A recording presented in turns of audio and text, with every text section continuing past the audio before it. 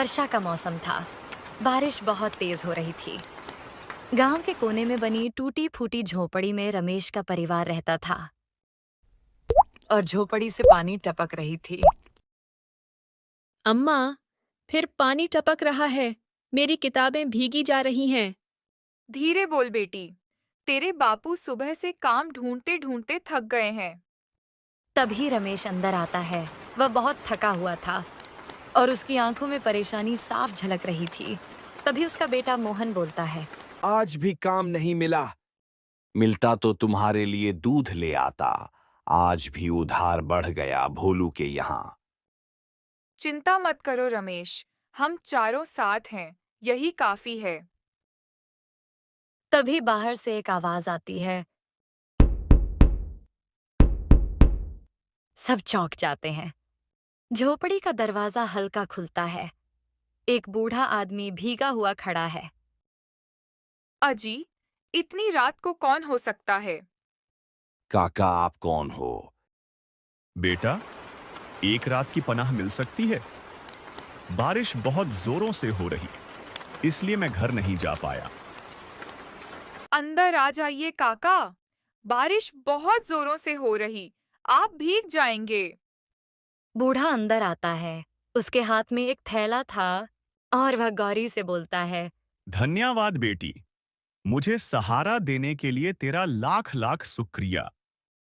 तभी मोहन धीरे से रीना से बोलता है। कहीं चोर वोर न हो। श्श, अम्मा सब जानती हैं। गौरी उनको खाना खिलाती है। खाना खाएं काका, आप भूखे होंगे। रात बीतती है। बूढ़ा देखता रहता है झोपड़ी में जलता एक छोटा सा आखिरी दिया जो कभी बुझता नहीं था।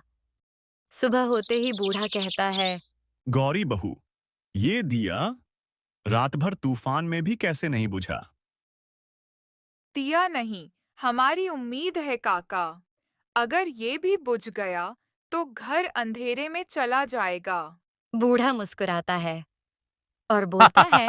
गौरी बहू, मैं चलते समय तुम्हें कुछ देना चाहता हूं। सब उत्सुक होकर देखते हैं। बूढ़ा अपना पुराना थैला खोलता है। उसमें एक छोटी सी लोहे की डिब्बी है जिसे वह गौरी को देते समय बोलता है। बेटा, इसे खोलना मत जब तक घर पर सबसे बड़ा संकट ना आ जाए। इसमें क्या है काका? जब खोलेगा ना, जान जाओगे। इतना बोलकर बूढ़ा चला जाता है, पर सवाल पीछे छोड़ जाता है। कुछ दिनों बाद गांव में सूखा पड़ जाता है और रमेश की फसल पूरी तरह बर्बाद हो जाती है। रमेश भोलू के यहाँ सामान लेने जाता है। रमेश, उधार बहुत हो गया है, अब और नहीं दे सकता। भोलू भाई, 2 हफ्ते, बस 2 हफ्ते का समय और दे दो। नहीं रमेश, आज तक तुम जैसे गरीबों को उधार देकर ही दुकान डूब जाती है। रीना रोने लगती है और मोहन गुस्से से मुट्ठी भींच लेता है। रात को खाने को कुछ भी नहीं। आजी सुनिए, खाने को कुछ नहीं है। बच्चे भूखे हैं, उनको क्या खिलाऊं? हम तो जैसे तैसे रह लेंगे, मगर बच्चों को खाली पेट कैसे रखूं? अम्मा, अब वो डिब्बी खोल दे। यही सबसे बड़ा संकट है। नहीं बेटा, बूढ़ा आदमी बेवकूफ नहीं था। उसने बिना मतलब कुछ नहीं दिया होगा। रमेश चुप था, लेकिन उसकी आंखों में चिंता थी। परेशानी उसे अंदर ही अंदर खाए जा रही थी। तभी झोपड़ी के बाहर किसी के रोने की आवाज आती है। सबने देखा एक छोटा सा बच्चा पेड़ के नीचे रो रहा था। भैया, यह तो भूखा है। हमारे पास खुद खाने को नहीं है। हम उसे क्या खाएंगे?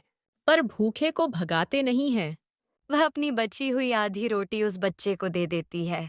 अंदर आते ही वह सब देखते हैं लोहे की डिब्बी अपने आप खुल जाती है। चारों दंग रह जाते हैं। अंदर एक कागज था। मोहन जल्दी से पढ़ता है। जिस घर में आखिरी रोटी भी किसी और के साथ बांटी जाती है, वह घर कभी खाली नहीं रहता। अगर तुमने अपने संकट में भी किसी और का दर्द देखा, तो गांव का संकट भी तुमसे ही दूर होगा।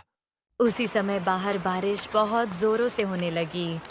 गांव में बारिश आई और खेत बच गए। रमेश और गौरी की आंखों में आंसू आ जाते हैं। फिर सब खुशी खुशी रहने लगते हैं। रात के 12 बजे शहर की गलियों में सन्नाटा था और हर कोई सो रहा था, पर एक साया धीरे धीरे दीवार के ऊपर चढ़ रहा था। उसके पास कोई हथियार नहीं था, बस पुराना बैग, और आंखों में एक डर साफ झलक रहा था।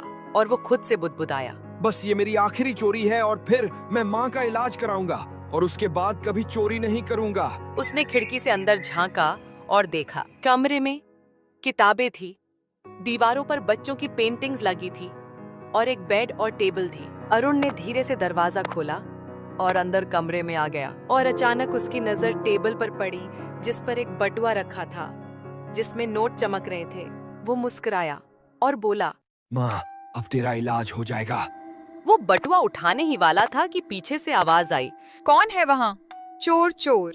अरुण डरकर बोला, मैं कुछ नहीं, बस चोरी कर रहा था। अरुण चुप था। दीपा ने देखा कि उसकी आंखों में डर से ज्यादा दर्द था। तुम्हारा नाम क्या है? अरुण। क्यों चोरी करते हो? क्योंकि माँ बीमार है, दवा के पैसे नहीं है। मैंने बहुत कोशिश की मैडम, मजदूरी भी की, पर पैसे नहीं मिले।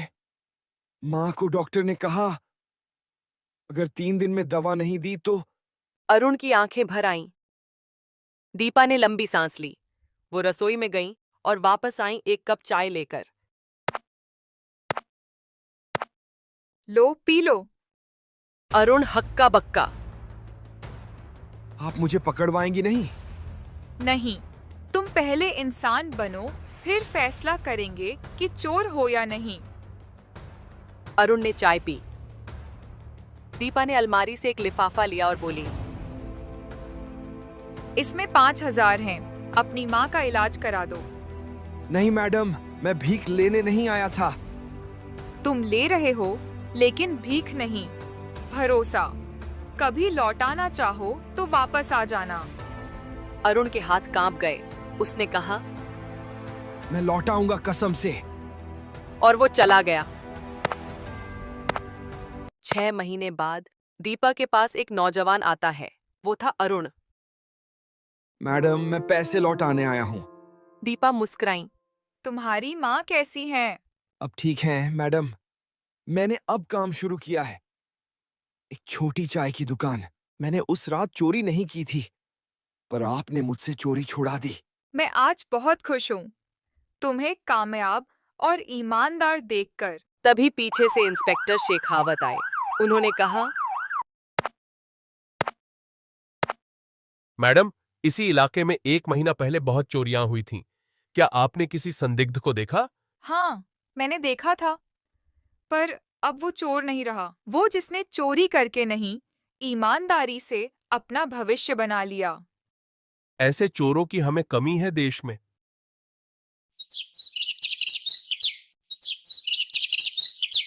धूप वाला दिन था। झंडापुर गांव में सब अपनी अपनी दिनचर्या में थे। तभी गोलू और मोलू भागते भागते चौपाल पर पहुंचे। अरे सुनो, जंगल में एक चमकता हुआ बक्सा मिला है। उसमें खजाना हो सकता है। गांव वाले घबरा गए और सबसे ज्यादा उत्साहित कौन हुआ? भीमू हलवाई। भीमू सोचने लगा, अरे, खजाना मतलब सोना, चांदी, मिठाई की दुकान की 3 शॉप और मजा ही आ जाएगा फिर तो। उधर पंडित झल्लाराम भी तत्काल आ पहुंचे। ये खजाना देवताओं ने भेजा है, लेकिन खोलने का अधिकार सिर्फ मुझे है। गांव वाले मुस्कुराए, क्योंकि सब जानते थे कि पंडित जी भी तगड़े लालची हैं। सब जंगल की ओर सफर में निकल पड़े। सब मिले, खजाना देखने निकल पड़े। रास्ते में कमला ताई बोली, देखो, खजाने में लालच मत करना। खजाना जितना देता है, उतना ले भी लेता है। अरे ताई, मैं तो बस थोड़ा सा ही लूंगा, बस पूरा बक्सा। खजाने के पास पहुंचते ही चंदा नाम की लड़की पेड़ के पीछे से निकली। चंदा चेतावनी देते हुए, ये बक्सा जादुई है। जो सबसे ज्यादा लालच करेगा वही इसमें फंस जाएगा। पहले बक्सा मत खोलो, सोचो क्या जरूरत है। अरे हटो, ज्ञान की देवी बनी हो क्या? हम खोलेंगे, अभी खोलेंगे। जुगनू चोर भी वहीं था, पर वह डर गया। मुझे तो ये ठीक नहीं लग रहा। मैं चला भाई। लेकिन किसी ने उसकी बात न सुनी। जैसे ही बक्सा खुला, उससे चमकती हुई पीली धूंध बाहर निकली। बक्से में सिर्फ एक पर्ची थी। सब एक दूसरे को देखने लगे और तभी भीमू हलवाई सबसे आगे कूद पड़ा। पहले मैं, ये पर्ची भी मेरी, बेचकर पैसे बनाऊंगा। जैसे ही उसने पर्ची पकड़ी, धूंध घूमी और भीमू गायब। अरे भीमू काका कहाँ गए? सब डर गए। भीमू खुद को एक अजीब दुनिया में पाता है, जहां मिठाई, सोना, चांदी सब है। पर जैसे ही वह कुछ उठाता, सब चीजें पत्थर में बदल जाती। अरे ये कौन सी दुनिया है, खाने दो ना। एक पेड़ बोला, यह लालच का दंड है। तुम चाहोगे पर पाओगे नहीं। भीमू समझ गया कि वह फंस गया है। उधर जंगल में सब घबरा चुके थे। देखा, मैंने कहा था लालच मत करो, लेकिन तुम लोग सुनोगे थोड़ी। उसे वापस लाने का सिर्फ एक तरीका है। कोई व्यक्ति खजाने को बिना छुए पूरी तरह छोड़ दे। अरे ऐसा बेवकूफ कौन होगा? छोड़ना ही नहीं चाहिए। हम छोड़ देंगे। हम छोड़ देंगे। बच्चे बोले, हमारा तो बस खेल था। गोलू, किसी की जान इससे बड़ी है। जैसे ही बच्चों ने बक्से से दूर हटकर जमीन पर हाथ जोड़े, बक्सा नीली रोशनी से चमकने लगा और भीमू बच्चों की वजह से वापस आ जाता है। धन्यवाद बेटा, तुमने मेरी जान बचा ली। सभी गांव वाले खुश हो गए।